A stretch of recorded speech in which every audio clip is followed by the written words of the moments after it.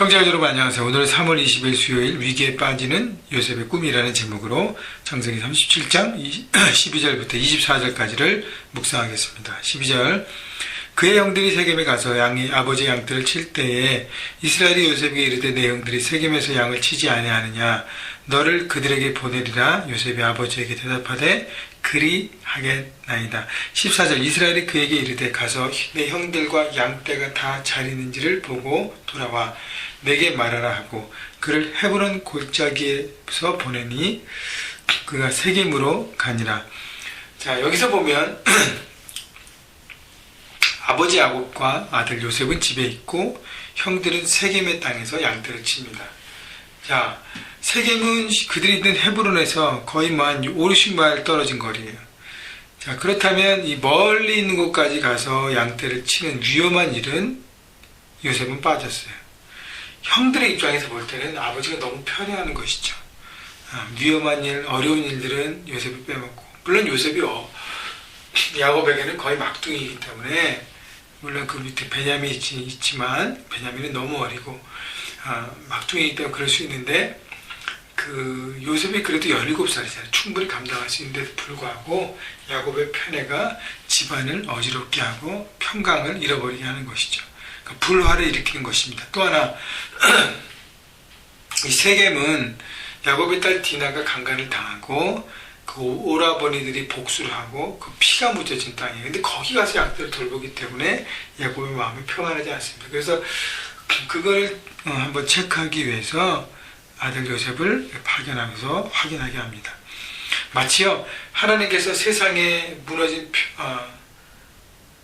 평강을 회복하고 모든 관계를 화해시키기 위해서 예수 그리스도를 보내는 것과 같습니다.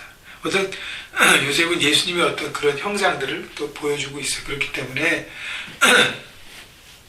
우리가 요셉의 삶을 통해서 하나님께서 예수 그리스도를 이 땅에 왜 보내셨는지를 우리가 또 볼 수 있는 것입니다. 15절 어떤 사람이 그를 만나서 그가 들에서 방황하는지라 그 사람이 그에게 물어 이르되 내가 무엇을 찾느냐. 그가 이르되 내가 내 형들을 찾아오니 쳐온데 그들이 양 치는 것을 내게 가르쳐 주소서. 자, 세겜에 갔지만 요셉은 형들을 찾지 못했습니다. 그래서 어떤 사람 만나서 형들의 위치를 알게 됩니다. 17절 그 사람이 이르되 그들이 여기서 떠났느니라. 내가 그들의 말을 들으니 도단으로 가자 하니라.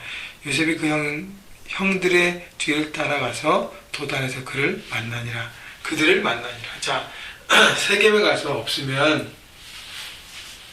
그냥 돌아올 수 있었는데 형들을 끝까지 찾기 위해서 책임을 다합니다. 그래서 하나님께서 인도하셔서 도단이라는 곳에 옮긴 것을 듣게 되고 그리고 끝까지 그 책임을 다합니다. 그러니까 요셉은 자신의 일을 책임지는 사람입니다. 18절 요셉이 그들에게 가까이 오기 전에 그들이 요셉을 멀리서 보고 죽이기를 꾀하여. 자, 형들이 입장에서 요셉이 이 멀리까지 온 것을 보고 여기 기회다라고 생각한 것이죠. 미움과 여러분 증오와 시기, 마음 가운데 있는 사람에 대한 그 마음을 여러분 정리하지 않고 회복하지 않고 용서하지 않고 풀어내지 않으면 결국 살인이라는 죄악으로 점점 발전하는 것입니다. 여러분 죄는요 확장되고 확산하는 속성은 엄청 큽니다. 그렇기 때문에 내 안에 있는 어떤 악의 마음들, 독들을 뽑아내고 풀어내야 하는 것입니다.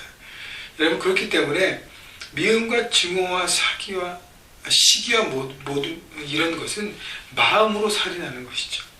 그러나 이제는 그것을 외적으로도 하기 위한 생각과 계략들을 깨하는 것입니다.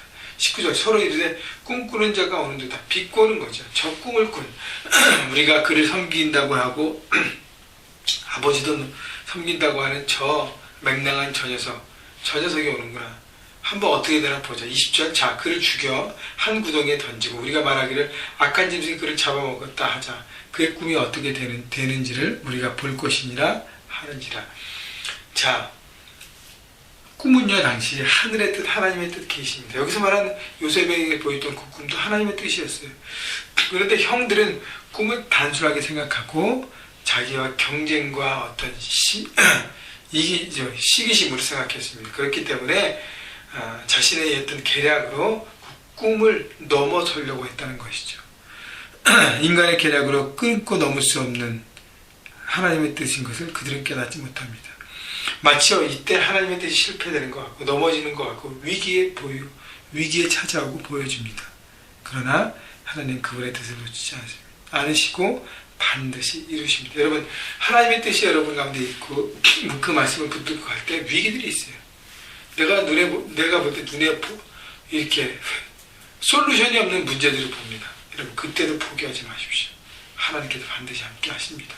여러분 그런 믿음으로 가야 반드시 이기고 승리하는 것입니다. 21절 루벤이 듣고 요셉을 그들의 손에서 구원하려 하여 이르되 우리가 그의 생명은 해치지 말자. 하나님이 루벤을 통해서 역사하십니다. 생명만은 우리가 보존하자.